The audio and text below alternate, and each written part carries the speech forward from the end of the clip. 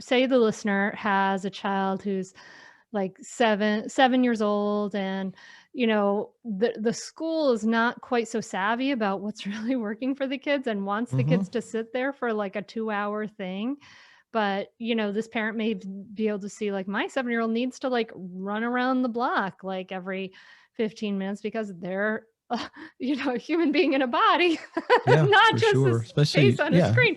So no how question. do you have any ideas for how people can communicate the needs of those kids, or advocate for their kids, these like really real needs that we can see for the Th- kids in these situations? this goes back a little bit to what I opened with, was the Mhm. different perspectives, right? Mhm. You got the students who got one perspective, you got the parents of another, you got the teachers with another. One of the challenges of being a teacher is historically called classroom management, right? Mhm. Which is not such a fancy term and is exactly what it sounds like: managing your class, not letting kids talk, keeping everybody focused, dealing with any obstreperous behavior that comes up.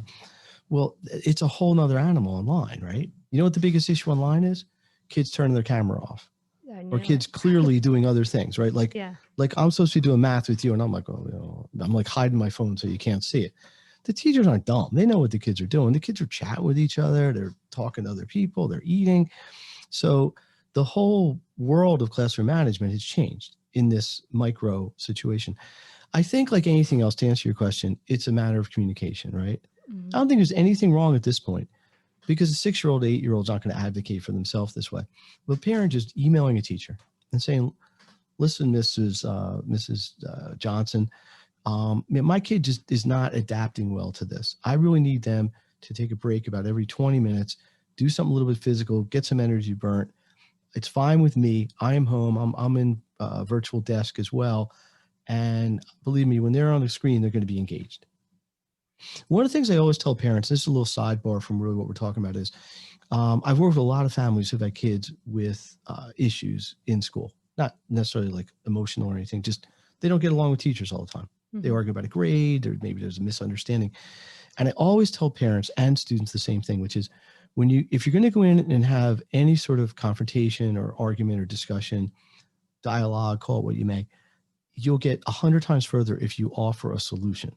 Mm. If you just go in and say, you're an idiot, you're the worst teacher I ever had, my kid hates you, I'm surprised you have a job, some other nasty things I've been in rooms with parents accusing teachers about, you're not going to get very far. Everybody gets defensive. It gets ugly. It's not productive.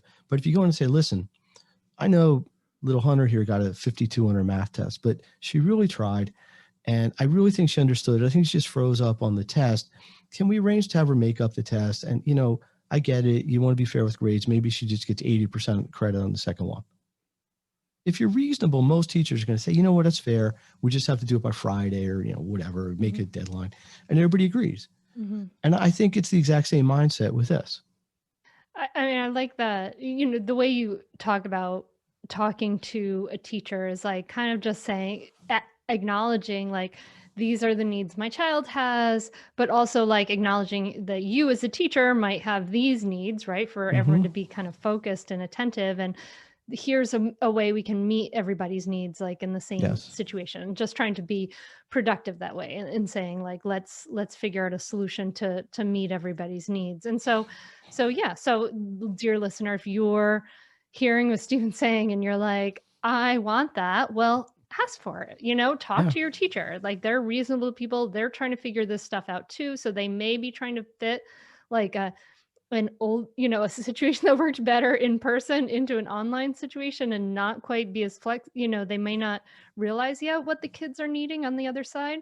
So yeah, be your kid's advocate, and talk about those things. Catch new episodes of the Mindful Mama podcast and other free resources, including the Mindful Mom Guide at mindfulmamamentor.com. You can listen to every back catalog episode, including interviews with Dr. Dan Siegel, Janla Van Zant, Sharon Salzberg, and get meditations, join our private Facebook group, and more. Go to mindfulmamamentor.com now. I'll see you there.